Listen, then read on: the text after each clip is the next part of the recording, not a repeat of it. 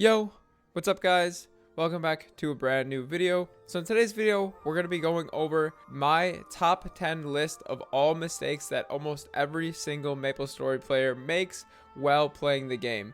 This is a list that I've based off of my own personal experience, but also my experience while helping a vast majority of players get from early game all the way to end game. With that being said, let's get right into the video. Starting off with number 10 is going to be neglecting Legion and Links. Players don't realize how important Legion and Links really are in their overall progression to the game. A lot of times players say, why am I not able to clear so and so boss? But without having any sort of Legion or Links to back up their damage.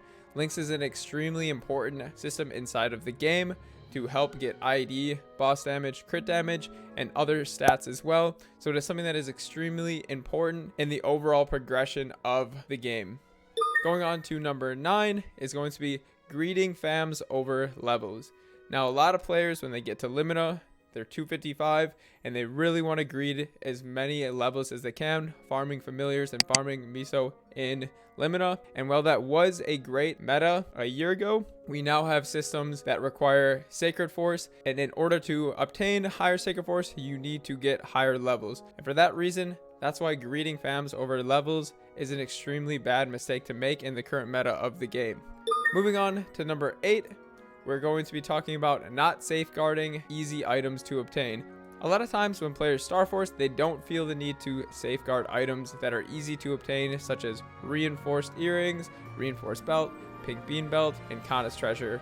But there's nothing worse than leaving an event without making any gains. And for that reason, that's why every player, for the most part, should safeguard items like reinforced, pink bean belt, and Kana's treasure. You'd rather make gains than to leave the event empty-handed because you've now booted all of your spares. I know sometimes feeling like having 20 backups is a very safe amount, and while it is, I still recommend always safeguarding just to make sure, so you can at least leave the event making gains. Moving on from number 8, we're going to go into number 7 on the list, and this is going to be trying to get 3-line potentials too early in the game. I cannot tell you how many players try to overspend on item potentials trying to get 3-line potential. I understand, guys, that it looks really nice and it looks awesome and it's aesthetically pleasing, but getting 3-line potentials is not a massive damage increase, especially for players that are in the mid to late game, moving from 17 to 22 star items. Make sure that you're not greeting too much money trying to get 3-line pots too early in the game. Always prioritize Star Force over potentials when we're talking about damage. So moving on from number 7, we're going to go into number 6 on the list, which is going to be off event spending. I understand that fun always comes first, but a lot of players seem to make the mistake where they want to Star Force off event all the time, and then once event comes, they're not able to make as many gains as they wanted to because they've now spent 50% of their money off event and they weren't able to get the amount of gains that they want to. Always make sure, if you're in a spot in the game where it's hard for you to make money and you're more of a casual player, use your money most efficiently on event so you can make the most optimal gains.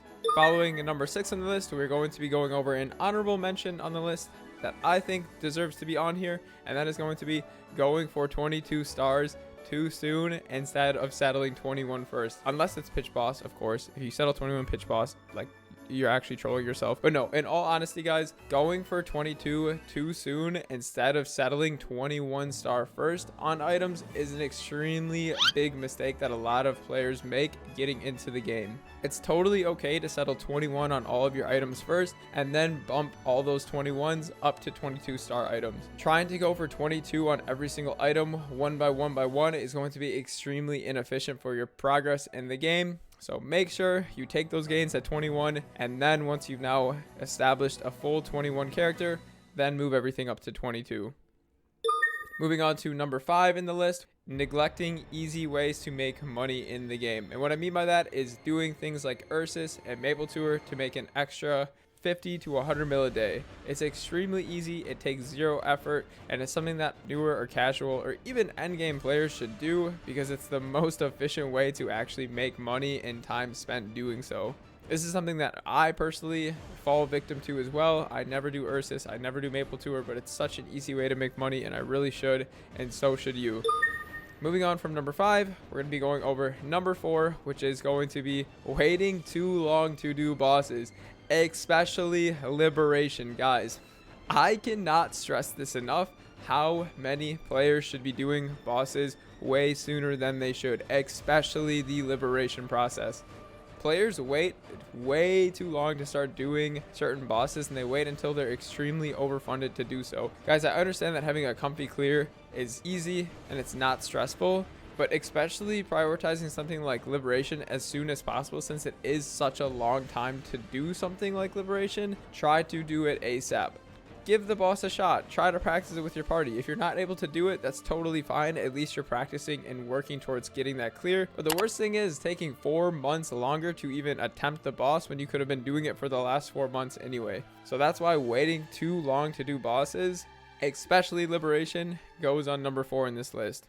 Moving into the top 3, choosing main based off of damage over enjoyment for number 3 on the list. Please, please, please, do not choose a class just because of the meta. The meta changes literally every 6 months. With every major patch, another class becomes the number 1 DPS, the number 1 burst, the number 1 support. Don't change your main or choose a certain main only based off of damage. Yes, of course, most players want to play a stronger class, but make sure that your number 1 decision maker for choosing this class is the enjoyment of the class. There's nothing worse than playing a class that you don't enjoy, but you're only playing it because it does high damage, and then you end up feeling trapped and you feel like you have a sunken cost fallacy for time into this character. So please, guys, for any newer players, especially that are joining the game right now, choose a class that you enjoy. Don't play the strongest class if you don't enjoy it. You'll have much more fun playing a class that you actually like versus just playing a class that does a lot of damage. Moving on to our number 2 spot in the list, we're going to be going over not prioritizing Miso and drop gear early on.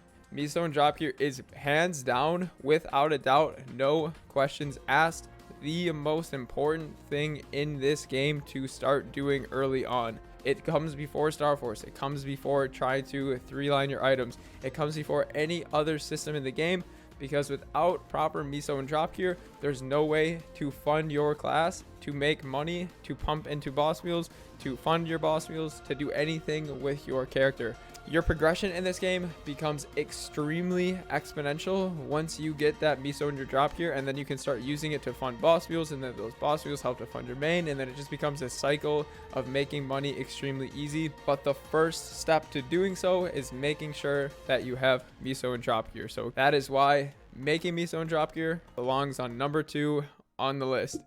And the number 1 biggest mistake that every single player in MapleStory makes is burnout. Prioritizing efficiency over fun. I know I talked about a few things on this list that were efficient to do, but never prioritize efficiency over fun. The number 1 rule is to remember that this is a game. It's meant to be enjoyed. So if you find yourself doing things that you don't enjoy just because you're feeling like you have to do them, stop doing them. Take a break. Go and do something else. Who cares if you miss a day doing dailies? It's not going to matter. In the end, we're all going to make it to the same spot if you just play consistently and play with enjoyment. Never feel FOMO to do anything. And always, always, always, the number 1 priority is have fun. Have fun, have fun. And that is why Burnout belongs in the number 1 spot in the top 10 list of mistakes that MapleStory players make while playing this game. With that being said, guys, that is going to wrap up my top 10 list. Let me know what you guys think. Let me know if you think something should be added, if something should be taken out, what order you guys would put inside of this list. I thought overall this was a great order, but if you guys have anything to add, please let me know in the comment section below. With that being said, guys, that is going to wrap up the entire video. As always, I hope you guys did enjoy this video, and until next time, I will see you guys all in the next video. Take it easy. Peace.